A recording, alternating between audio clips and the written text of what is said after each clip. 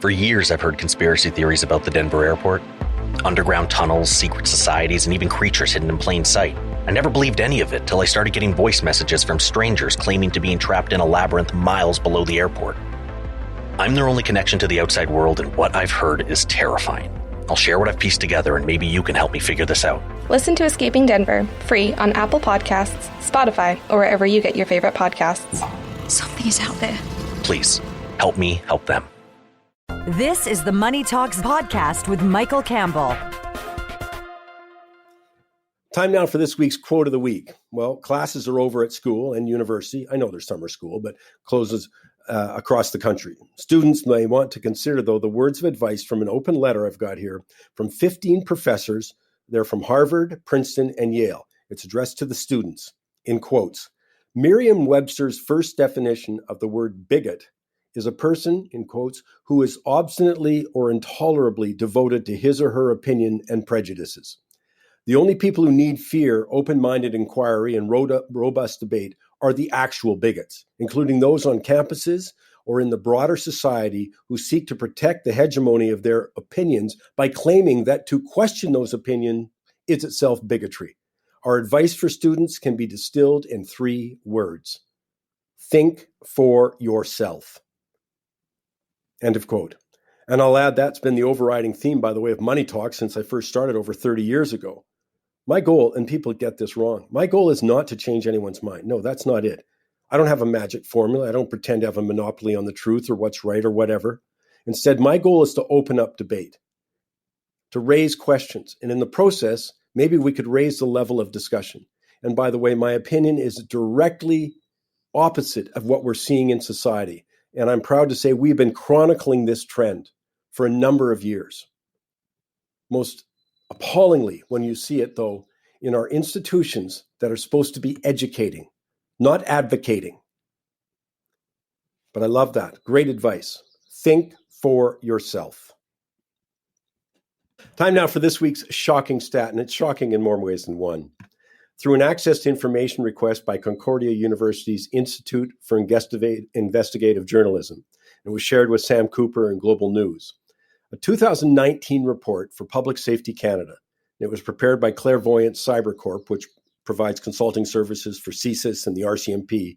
Well, it summed up the threat posed by China to Canada, stating that hostile military and intelligence forces are targeting Canada in a new, sophisticated, multifaceted type of warfare, using a range of tools from criminal gangs to cyber hackers to high-tech companies such as Huawei and China Telecom.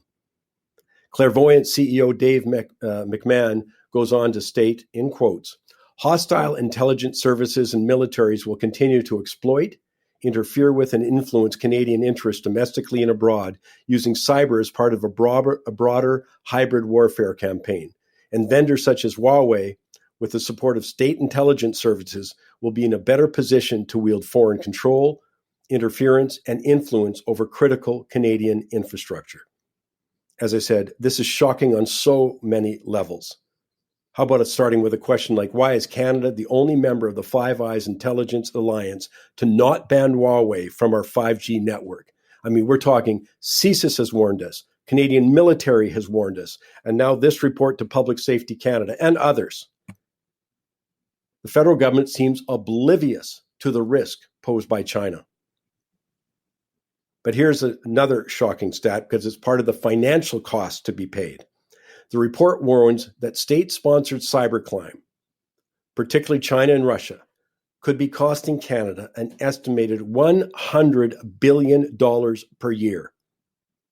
Well, think about that. That's enough to pay for all BC healthcare expenditures for 5 years, or all of Alberta, pay off all of Alberta's provincial debt. Done. On an annual basis, it's $100 billion. I'm not sure if there's another area that I am so surprised garners so little attention in terms of the public and of the politicians. If we are indeed going to have a federal election, our relationship with China has to be front and center. We are at war with them. Read intelligence reports from around the Western world. This isn't something controversial, I'm saying. It's only controversial to the Communist Party of China, who has their operatives in business, academia, and in politics in Canada. It's astounding to see some of our elites literally talk the same talking points as the Chinese Communist Party. Most recent examples being around the residential school tragedy. We have been chronicling this for a number of years, and I am, as I say, flabbergasted at how many Canadians just seem to yawn. Is there nothing that would get our attention? Time now for this week's Goofy Award. Well, the whole vaccine story, the availability for vaccines for Canada has been lambasted, it's been confusing, and it's been clearly done on the fly. Maybe not surprising given the Auditor General's finding that Public Health Canada's job was to have an updated pandemic plan ready in 2019. They didn't do it. So there was no plan for vaccine procurement, and it's been catch up and mixed messages ever since. And of course, with serious consequences for people who are especially vulnerable and the overall economy. But no aspect of the vaccine story has begged more questions from just about anyone who's been paying attention than the federal government's decision to make a deal with China, signing a contract with CanSino Biologics, Inc. It was only after that deal fell through did the government pursue agreements with Pfizer, Moderna, Johnson & Johnson. But the Prime Minister stated on the record that wasn't the case, in quotes. That is simply not true. We signed 7 vaccine contracts with vaccine makers from around the world, and not one of them was from China. He goes on to say, in quotes, we actually signed and announced deals with Moderna and Pfizer in early August, well before the CanSino project fell through. Well, you know what? That's not quite true. As Blacklock's reporter revealed through access to information documents, it tells a very different story. On May 6th, 2020, Canada did indeed sign a collaborative research agreement with CanSino Biologics, which included a non-refundable upfront cash payment. We don't know what the amount was because it was blacked out. The government says that wasn't a contract, but rather an agreement. Well, one that included a non-refundable upfront payment. Further, the agreement/contract included the Research Council agreeing to license CanSino vaccines for clinical trials in Canada and future production at the federal manufacturing plant in Montreal, which is going through about a $44 million refitting to produce the vaccine. The agreement with CanSino Biologics, are you listening, fell through on May 19th. That, by the way, is after the non-refundable cash payment was made, when the Chinese Communist government refused to allow vaccine shipments to Canada. That's May 19th. The deals with Pfizer, Moderna, J&J were made in early August, 2.5 months later. There is still no word, though, on why Canada would try to do an agreement or contract with the communists. And, well, as the deal proved once again, their written word means nothing. Just ask people in Hong Kong. Secondly, China's taken Canadian hostages, as you know. Plus a 2019 report I referred to earlier, Safety Canada. Reports by CSIS and the military. And the government's acknowledged and made clear that China was actively undermining Canada, threatening Canadian citizens, engaged in cybercrimes and espionage. Not a bad way to further undermine Canada